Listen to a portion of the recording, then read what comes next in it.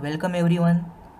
This is Parag from channel Qtomation and we are going to start a Python series for beginners.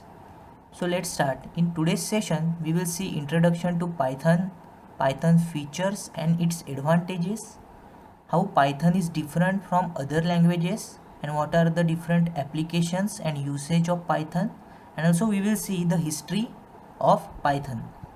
So let's see about the Python. So Python is an open source. So what is meaning of open source? So Python is free to use, right? So Python is a open source language. It is also high level language. So what is the meaning of high level? So high level means the languages which is easily understood by humans, right? So main advantage of high level languages over low level languages is that they are easier to read, write and maintain, right? So ultimately the programs written in high level language must be translated into machine language by compiler or interpreter, correct? So that is the main advantages of high level language, because they are easier to grasp as well as easier to write, read and maintain the code, and that is easily understood by human. And Python is a high level language. Also all the object oriented concepts like class, objects, polymorphism, inheritance, all the different type of object oriented concepts are supported by Python. Also Python is an interpreted language, right? So interpreted means it uses an interpreter. So interpreter is a very different from the compiler. We know that languages like Java, C, C++, they are compile based languages. Interpreter executes the statement of code one by one, whereas the compiler executes the code entirely at once and it throws all the error at once, while the interpreter executes the code one by one. That's why Python shows only one error message even though your code has multiple errors. So this will help you to clear errors and easily, and it definitely increases the execution speed. So that is the Python is independent. Python is interpreted language. Similarly, Python is platform independent. So it also supports different operating systems like Windows, Mac, Linux, etc. Python is a case sensitive language. So we have to be very careful while writing the Python code, because it is a case sensitive language, right? So if we write some variables and if we miss some uppercase or smaller case, then we have to be very careful about that, because Python is case sensitive language. Also Python is beginner supportive. So Python language is very easy to code, right? So whenever any beginner who is not having any programming experience wants to code, it's recommended that they should start with the Python language, as it is very beginner supportive and easy to understand. Also we can see the Python nowadays is becoming more and more popular, right? So if you see on the May 2021, the percentage of usage of Python is around 29.9%, whereas next one is the Java, which is holds around 17% of the overall programming languages.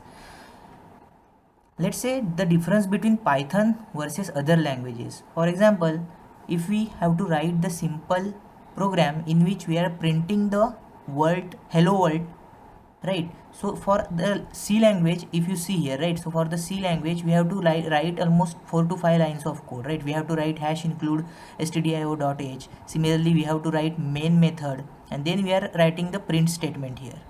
Similarly for C++ as well, right? If you see the overall length of the code, it is almost 4 to 5 lines, right? So here also we have to write main method, etc. In Java as well, if you want to write the simply print hello world statement, we have to create a main method, right? We have to create a class, and then only we have to create the print statement in that. But for Python, if you see the code, right, so it's just a one line, that is print hello world. So that is the beauty of Python, because syntax wise it is very easy to understand, as well as it uses very less line of codes, right? So for example, if you take some applications which might need thousands lines of code, but by using Python we can write that code, thousands lines of code, within 100 to 200 lines of code, right? So that is the main difference between Python and other languages. Now let's see history of Python. So the 0.9.0 version was published in 1991, and the man who has invented the Python, his name is Guido van Rossum, right? So he is the inventor of Python.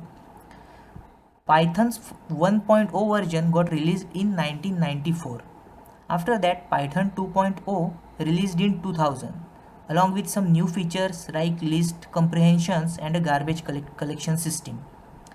Python is derived from many other languages like ABC, Modula 3, C, C++, etc. In December 2008, Python 3.0, that is also known as Py3k, got released. Python 2 was discontinued with the version 2.7.18 in 2020. And if you see the latest version of Python, currently Python 3.9.6 is the latest version of Python. Now let's see Python applications and its usage. So Python is mainly used for web and internet development. Similarly, for testing also Python is becoming more popular. Like for automation testing, normally we use Selenium with Java, but we can also use Selenium with Python as well for automating different web application testing. It is also used for different type of desktop and GUI applications, scientific and numeric projects, also education sector, business application, database access, network programming, games and 3D graphics development. In all the areas Python is getting used. Similarly, machine learning and artificial intelligence, in that field also Python is widely used, right? So for a deep learning projects or any artificial intelligence, statistics, data science, all those areas also uses Python for in their development phases, and it is becoming more and more popular, especially in artificial intelligence domain and data analysis. If you see the major companies that uses the Python, so almost each and every major company has some Python in their projects, right? If you see Google, Netflix, Facebook, Instagram, Slack, or even NASA, so all those companies are using Python in their various development projects. So that's why the learning of Python is very important, right? So in coming session we will see how we can install the Python and how we can execute the code by different ways. So thank you everyone.